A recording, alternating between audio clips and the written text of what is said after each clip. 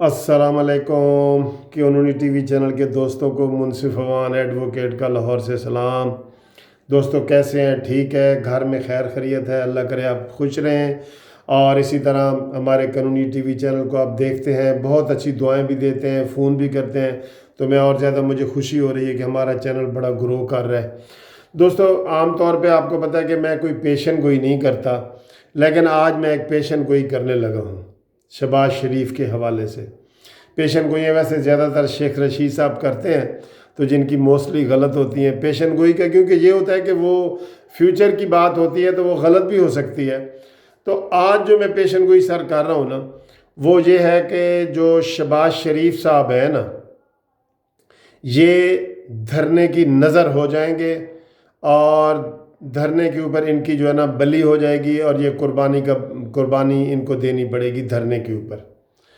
उसकी वजह क्या है मैं आपको बताऊं कि धरने के हवाले से सबको पता है कि बीबी मरियम नवाज़ साहिबा का जो व्यू है, नवाज़ शरीफ साहब का जो व्यू है, और इनके जो लोग हैं इनके मानने वाले, उनका जो व्यू है धरने के हिसाब से वो बहुत ज़्यादा क्लियर है। वो कहते हैं कि धरना हर सूरत दें और इस हुकूमत को चलता करें, क्योंकि ये सिक्योरिटी रिस्क है, ये हुकूमत आवाम के लिए कोई फ़ायदा नहीं दे रही, सारा कुछ कर रही है। लेकिन शहबाज शरीफ ज़िद में आ गए हैं कि ना उन्होंने धरने में शिरकत करनी है और ना ही कोई एस्टेब्लिशमेंट के ख़िलाफ़ एक लफ्ज़ निकालना है।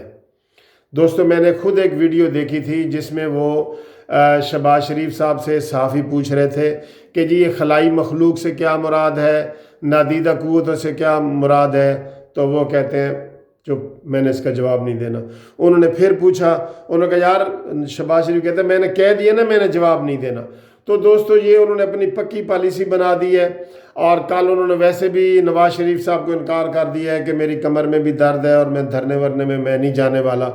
तो मेरी ये पेशन गोई है कि इस धरने का जो है ना वो भीड़ चढ़ने वाले हैं। वो कैसे कि एक तो ये है कि 14 तारीख को मरियम नवाज़ की बेल आ रही है, तो ज़्यादा इम्कान है कि मरियम नवाज़ की बेल हो जाएगी। दोस्तों हमारा ये कानून है, मैं बतौर वकील आपको बता दूं कि लेडीज़ जो है ना, लेडीज़ के लिए वो काफ़ी कंसेशन होती है। इवन 302 का भी केस हो, मर्डर केस भी हो, तो लेडीज़ को बीइंग ए लेडी जो है ना एक ऑप्शन हासिल है 497 CRPC में कि उसकी बेल वगैरह वो ग्रांट कर देते हैं, अगर बिल्कुल एक्स्ट्रा ऑर्डिनरी हालात ना हो तो। एक तो उनकी बेल हो जाएगी, और कारकुनान फिर भी धरने में जाएंगे, काफ़ी कारकुनान धरने में जाने के लिए तैयार हैं। लेकिन शहबाज शरीफ अपने जो है ना ज़िद पे कायम हैं, वो धरने में नहीं जाएंगे। और जब वो उनको मुसलसल धरने में नहीं जाएंगे, उनको ख्वाजा आसिफ और हसन इकबाल और ये लोग भी कहेंगे धरना धरना, वो नहीं जाएंगे, तो मरीम नवाज़ साहब भी बाहर आ जाएंगी।